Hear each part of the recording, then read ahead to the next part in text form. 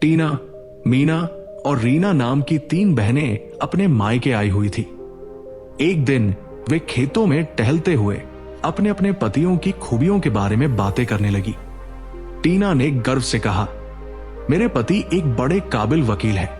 जो भी मुकदमा उन्होंने लड़ा हमेशा जीत कर लौटे हैं। लोग दूर दूर से अपनी समस्याएं लेकर उनके पास आते हैं। मीना ने मुस्कुराते हुए कहा, मेरे पति ज्योतिष में इतने निपुण हैं कि उनकी हर भविष्यवाणी सच साबित होती है। गांव के लोग उन्हें गुरुवर कहकर बुलाते हैं। जब रीना की बारी आई तो वो केवल मुस्कुराई। दोनों बहनों ने हंसते हुए कहा, रीना, जीजा जी मूंगफली बेचने का काम करते हैं ना, उनके बारे में कुछ तो कहो। रीना ने कहा, हां, मेरे पति मूंगफली बेचने वाले हैं। ना वे बड़े विद्वान हैं, नहीं ज्योतिष, लेकिन हर दिन कड़ी मेहनत करके घर चलाते हैं। और मेरे लिए सबसे खास बात यह है कि वे मेरा बहुत ख्याल रखते हैं। यही मेरे लिए काफी है। टीना और मीना ये सुनकर हंस पड़ी। अगले दिन गांव में मेला लगा। टीना और मीना अपने अपने पतियों के साथ मेले के लिए निकली।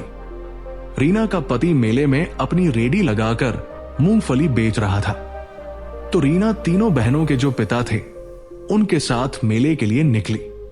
रास्ते में अचानक उनके पिता का पैर गड्ढे में फिसल गया और वे गिरकर बुरी तरह घायल हो गए। टीना ने अपने वकील पति से कहा, पिताजी को कंधे पर उठाकर डॉक्टर के पास ले चलो। लेकिन वकील पति बोला, यह गलती प्रशासन की है। मेला लगने से पहले सड़कों की मरम्मत होनी चाहिए थी। अगर सरकार पर केस करना है तो बोलो, लेकिन इन्हें उठाकर किसी और की गलती की सजा मैं क्यों भुगतूं? मीना ने अपने ज्योतिषी पति से कहा, पिताजी को कंधे पर उठाकर डॉक्टर के पास ले चलो।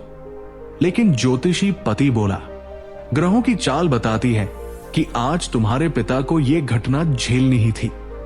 मैं उन्हें उठाकर अपने ग्रहों की दशा खराब नहीं कर सकता। यह सब सुनकर रीना का दिल बैठ गया। तभी किसी ने मेले में रीना के पति को खबर दी। उसने बाजू वाले रेडी वाले को अपनी रेडी पर बस नजर रखने को कहा और तुरंत दौड़कर वहां पहुंचा। बिना कुछ कहे उसने रीना के पिता को कंधे पर उठाया और दौड़ते हुए डॉक्टर के पास चल दिया। ये सब देखकर उस दिन टीना और मीना को अपने पतियों की वजह से गहरी शर्मिंदगी महसूस हुई और रीना को अपने साधारण पर सच्चे जीवन साथी पर गर्व महसूस हुआ। दोस्तों, इस कहानी से हमें यह सीख मिलती है कि इंसान की महानता उसकी संपत्ति या विद्वत्ता में नहीं, बल्कि उसके कर्म और स्नेह में होती है।